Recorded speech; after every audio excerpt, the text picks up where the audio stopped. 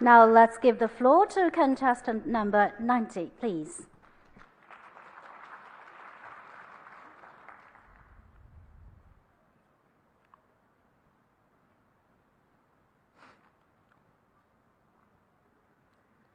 The world is a chessboard on which we play a game that was never supposed to be fair, but still excites us with its numerous possibilities. When I was 16, my dad recommended that I should sign up for a chess club and learn how to play. So I went, and my level was only good enough to play against a bunch of 10-year-olds. What's even more humiliating was that I actually had a hard time playing against them.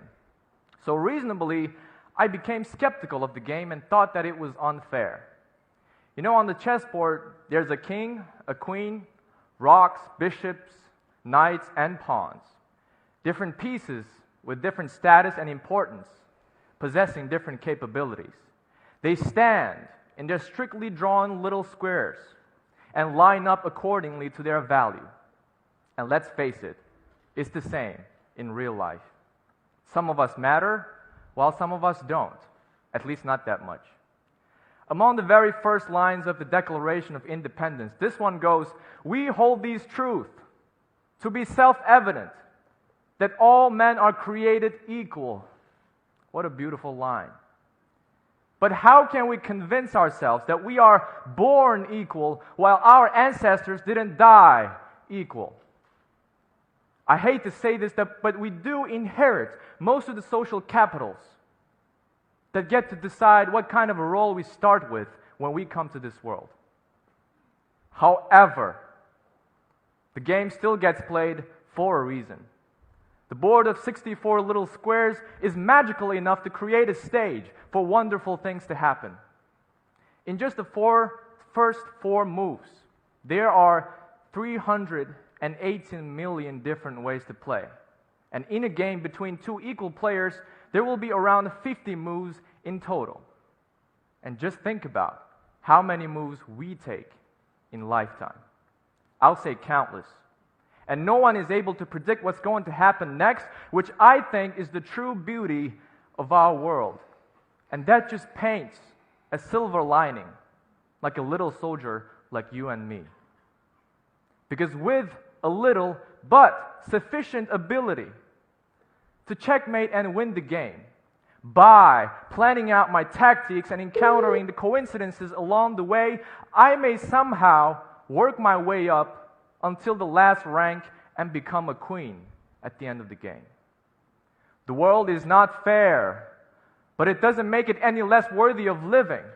So go play with what you have, carefully but boldly at the same time, to unleash the unknown possibilities of life, or change the game.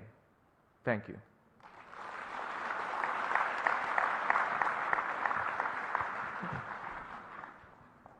Now, questions? Well, I'm not an expert on chessboard, but I don't think this is a good analogy to the world, because you are trying to say that the different pieces are unequal. But I would understand that even an infantry, a soldier, is equally important than a king in different scenarios. Would you agree?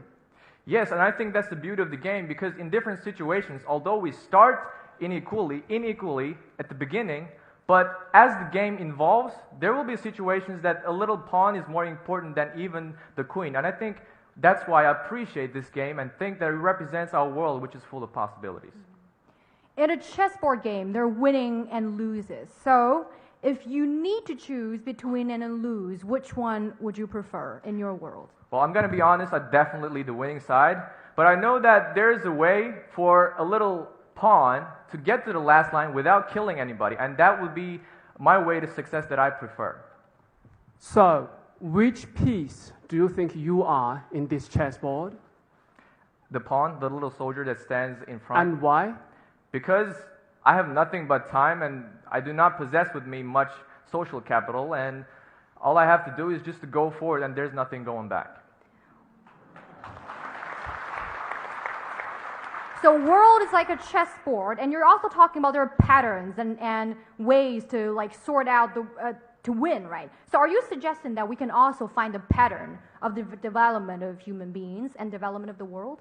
No, definitely not. Because We have this idea that we can look to the past and project the future, but every time we try to do that, we pretty much fail, from what I can see from history. And in a chess game, you can never find the same game that actually turned out to be exactly with the same moves, the same tactics, because the game is just full of possibilities, as I mentioned, and there's no fixed pattern. And what we're going to do next can we only figure out now. The chessboard is about a competition. You believe the world is about competition in essence?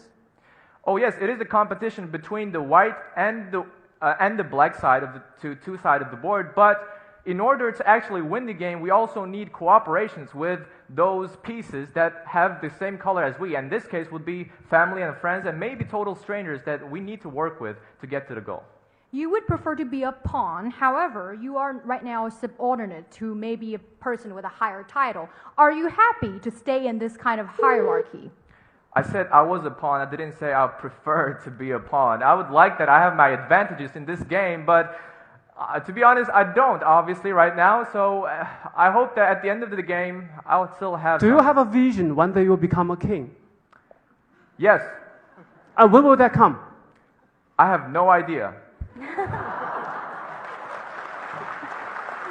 And what if in the end of the game, before the game even ends, you were killed, you were taken off the board? Is that possible? I really want to answer you, but my time is up. Sorry, time's up. Thank you very much. Thank you.